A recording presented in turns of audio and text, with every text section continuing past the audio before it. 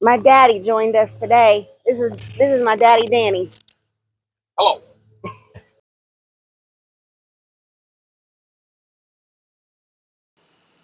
Hey, Lynn, what are we gonna do? Get into the groove.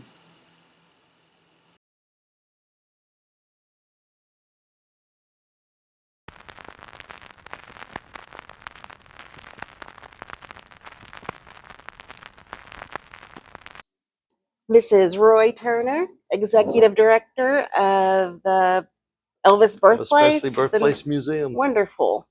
Okay. So, what can you tell us about? About Elvis's house or about Elvis's time here? Oh, gee. Well, he was nearly 14 when he left here. So he spent his formative years here, where he learned the things that influenced the kind of man he would become. He never forgot Tupelo. He always had a warm spot in his heart for it. You may or may not know this park was a gift from him. Did not know Did that. you not know that? No. Well, first of all, when he's 10 years old, he enters a talent show at our local fair, and he comes in 5th place. Is he where he sang Eldship? Yep. He comes back 11 years later, 21 years old, the hottest thing in America. Does 2 shows to about 10,000 people between the two. And when it's over, he gives a check back to our mayor and says, I noticed the house I was born in and 15 acres for sale. I want you to take this money and buy it and build a park for the kids in East Tupelo. This was the poor side of the tracks, the wrong side of town. I was one of those kids, by the way. We didn't know we were poor. He came back the next year, did another concert, gave that money and said, I want you to build a youth center for those kids. Where you would buy your ticket in the museum is that original youth center. And I had my first dance in 9th grade in what's now our museum. I got a picture here. I think I'm 12 there. Oh, wow. That sign said Elvis Presley Center. It was just right outside the front door. We also had a swimming pool, a softball field, playground equipment, picnic tables. They tell me a tennis court, but I do not remember the tennis court. So, the fact that he was 21 and thinking of others, I think says an awful lot about Oh, him. yeah. Oh, yeah. And if he had not been thinking about us then, we wouldn't have this to celebrate him now. Oh, wow. And he didn't just give the money and forget. His childhood friend, Guy Harris, who was one of our local policemen, they stayed in touch. I think the last time Elvis came to see Guy was 71. Guy said he would get a call and it'd be Elvis. He'd say, Guy, I'm up on the hill. Come meet me, talking about this hill. And he'd just be looking down here at the kids and in the pool and whatnot. He'd ask Guy, are they using it? Do they like it? Hmm. Several times, Guy said he did that. That's great. Yeah. That's great. Did you ever get to meet him? Kind of, sort of. My wife and I saw him in concert in '74, Mid-South Coliseum in Memphis. My dad was there. Well, don't hit me, but we were front row, center stage, because my cousin's moonlight job was selling tickets at the box office. Oh. And I had girl cousins on either side of me, 2 of whom got scars. And I think I've still got a bruise here where my wife kept saying, get up and go to the bathroom. He's only giving scarves to women that don't have their husband with them. Get up and go to the bathroom. And I wouldn't go. Well, yeah, you don't want to miss it. But when I was in 3rd grade, he came to school to visit his 5th grade teacher. I had the same teachers. Some of his cousins were in my class. In fact, my youngest daughter's married to a 4th cousin of his. My dad had worked with his mother in the garment plant. So he came to school to visit his 5th grade teacher, and we just knew that he was going to sing for us and we'd get out of math, but that sucker stood us up. But me and my buddies, we played at Tulip Creek, which is one of the 2 creeks he also played at.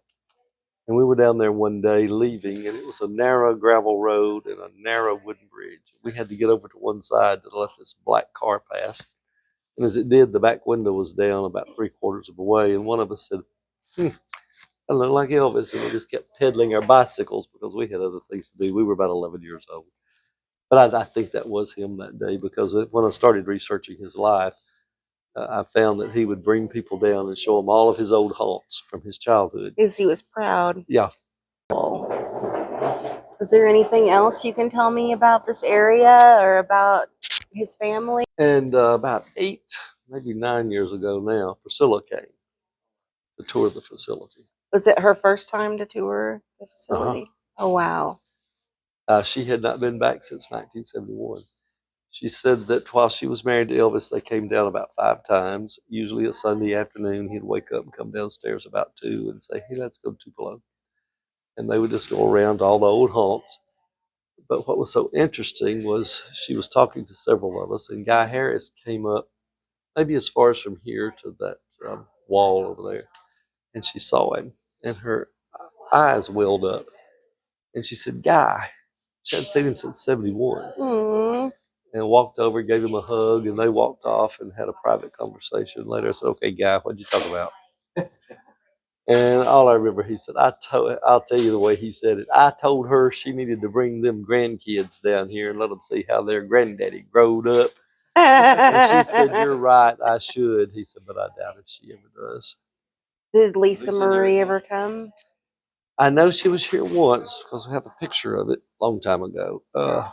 I'm Oh, thinking wow. she's probably, I don't know, 14, 15, Oh, yeah. maybe even 13. Yes. Because see, that's in the chapel out here. Who is with her? A friend of their family, Janelle McComb, who lived here. Okay. Like I say, I grew up with Elvis all being part of our story because he was part of our history. Absolutely. And in '81, this lady came from London to write the first serious Elvis biography called Elvis and Gladys. And she asked our library, was there a local she could hire to help her interested in local history and genealogy? And they suggested me. She was 60 and I was 29. And she stayed here for 5 months. And in the process of that, I discovered I only did his mother's genealogy because the book was about their special relationship. His third great grandmother was a Cherokee Indian named Mourning Dove White, and another third or fourth great grandmother was Jewish. So at the end of the summer, I said, I'm sad. I really enjoyed this, and I know I'm never going to see you again. And she said, "Oh, no, we're going to work together again." And I thought, last I looked, there's an ocean between us. But it took her 4 years to write the book, and I continued to find people and interview them and photographs. And when it came out, she dedicated it to me.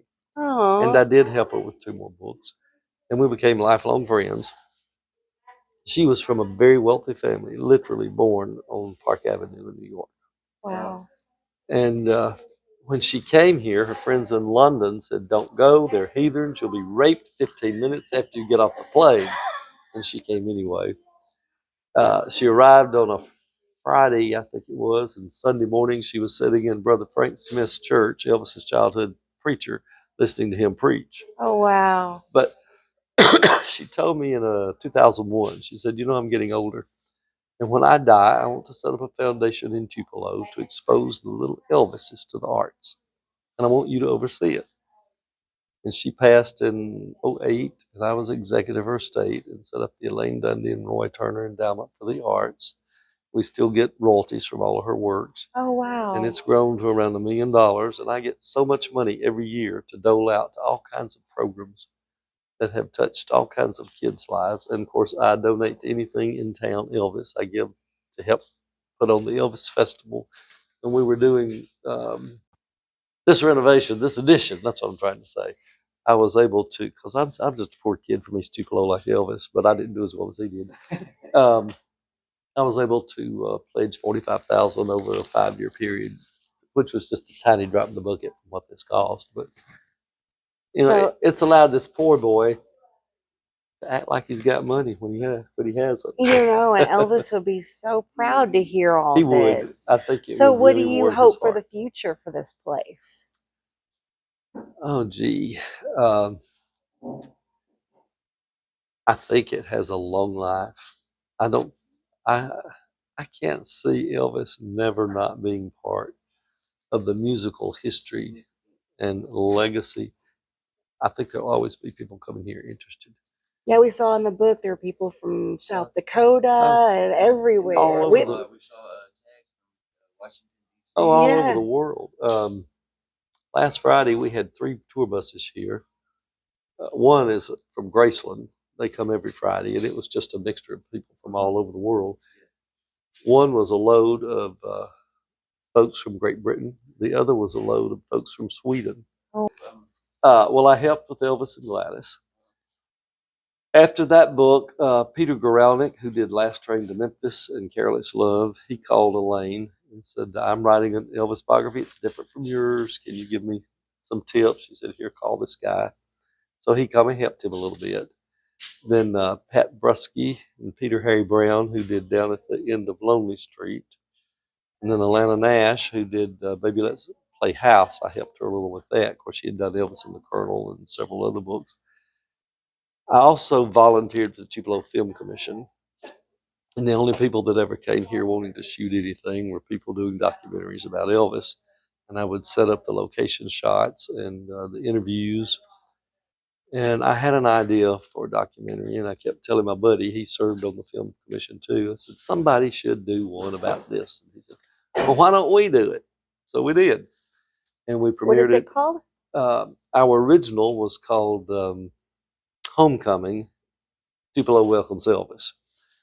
And the idea was to take 2 events that I felt were very important to him and juxtapose them. And they were the talent show when he comes in 5th place, and then the homecoming concert in 1956 when he donated the money. He called it his homecoming concert. And some other remarks he had made in the 50s, they were saying, preachers are denouncing your music and breaking your records. What do you have to say in response? He said, all I got to say is I just want the folks back home to be proud of me. And then I found a soundbite that was actually an outtake, I think, from Elvis, That's the Way It Is, where he was cutting up with his band. Oh, yeah. And he says, when I was 10 years old, my parents put me in a talent show. I wore glasses. I sang a cappella. I came in 5th place. Oh, yeah. And I got a whooping, not a whipping.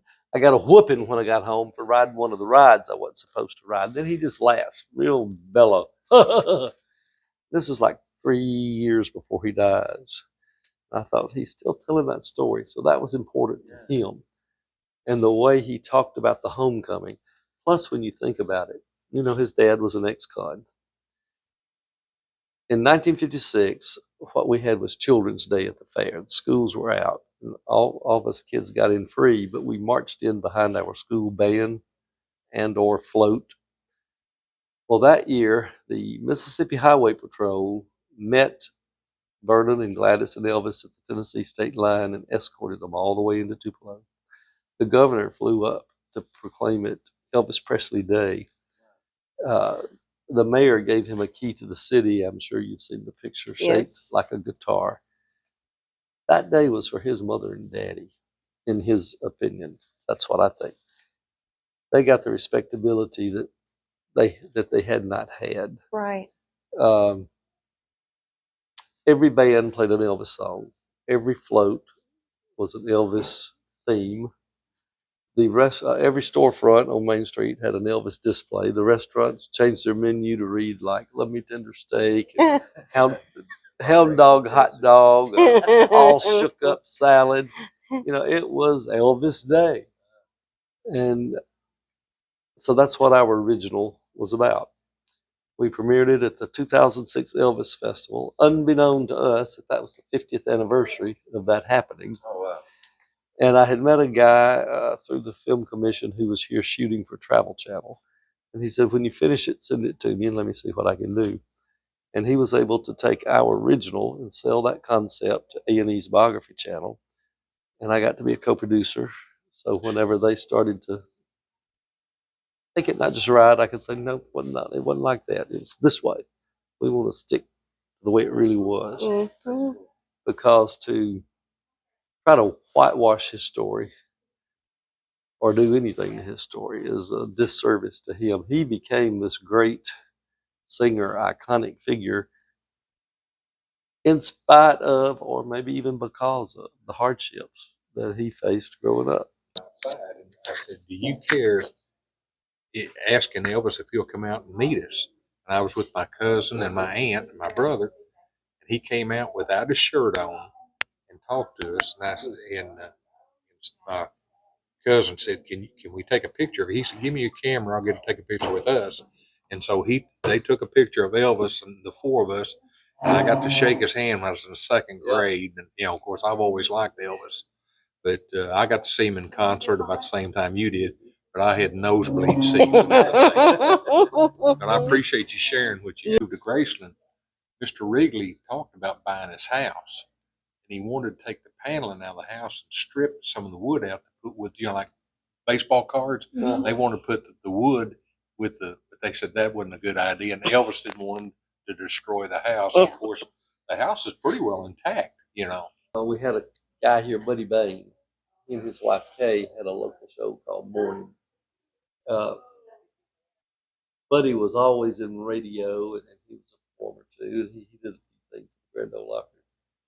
But Elvis went home with him to spend the night after he gave the concert and slept on the couch. Of course, Buddy was still living with his mother. Next morning, they get up, and Elvis eats breakfast and leaves. And his mother says, "Who was that nice young man that spent the night?" And he said, "Well, his name's Elvis Presley. Tupelo. I think he may really be big." She said, "Well, don't ask him back. He got hair oil all over my couch." And then talk about Lauderdale courts. When the Presleys leave to go to Memphis in '48, I had two sets of aunts and uncles that also left and went there for the same reason, to find work.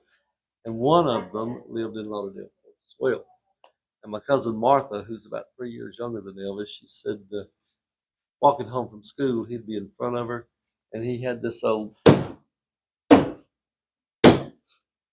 gate, and she would say, "Get out of my way, clodhopper, I'm in a hurry." And we used to kid her about, "Don't you wish that I hung around with old clodhopper?" There was a band director in Jonesboro, Outpost. He was from over that area, and he had a band. They was with Elvis. They went to this concert. When it was over with, the guy said, "Y'all are pretty good," but said, "You need to leave that cat with that black hair. He's not too good." Yeah. The guy ended up being a band director. Reject Elvis. Thank you so much You're for welcome. talking to us. I really appreciate it.